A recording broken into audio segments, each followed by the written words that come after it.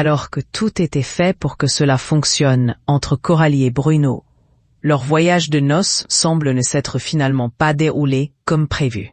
À tel point qu'à la retour de Gibraltar, la jeune mariée a pris la décision de prendre les distances avec son époux, comme nous avons pu le découvrir dans le prochain épisode de Mariés au premier regard.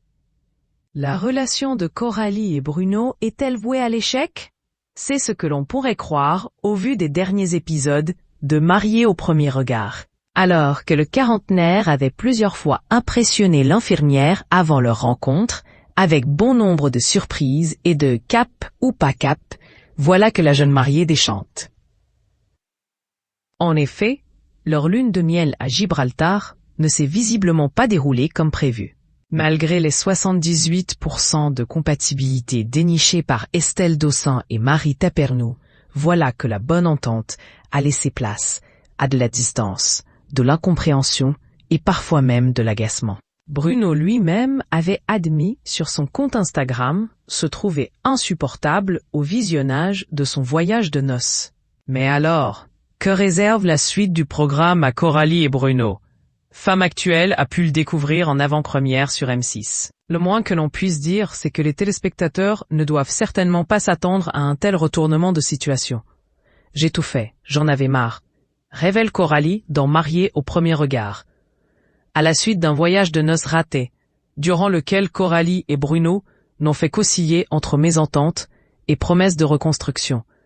La jeune femme a finalement pris la décision, à son retour en France, de couper tout contact avec son époux pendant une durée indéterminée, afin de prendre du recul et de faire le point sur cette relation intense mais si complexe.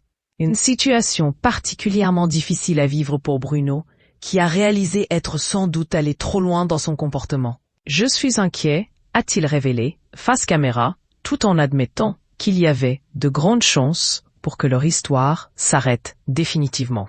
Et puisque Coralie lui manque, il dit n'être pas prêt de lâcher l'affaire. De son côté, Coralie semble particulièrement perdue. Pour autant, elle explique en se filmant avoir eu besoin de prendre ses distances avec Bruno pour pouvoir réfléchir à la suite de manière plus sereine. J'ai tout fait, j'en avais marre d'en être venu à penser plus à comment faire pour pas que ça aille pas, pour que ça se passe bien entre nous, plutôt que de créer des moments ultra positifs pour consolider notre relation. Bruno étant énormément dans le contrôle, Coralie avait tout simplement l'impression qu'il la gérait constamment. Et si elle se dit hyper triste de faire ce constat, Coralie semble pourtant prête à redonner une chance à Bruno. Si je suis honnête, il me manque, a-t-elle enfin révélé. Quelques jours plus tard, les jeunes mariés ont accepté de se retrouver loin des caméras pour plus de calme et d'intimité. Un pari réussi puisque Coralie se rend par la suite chez Bruno pour passer une journée en toute simplicité, loin des surprises en grande pompe. Reste à savoir si leur histoire d'amour va durer.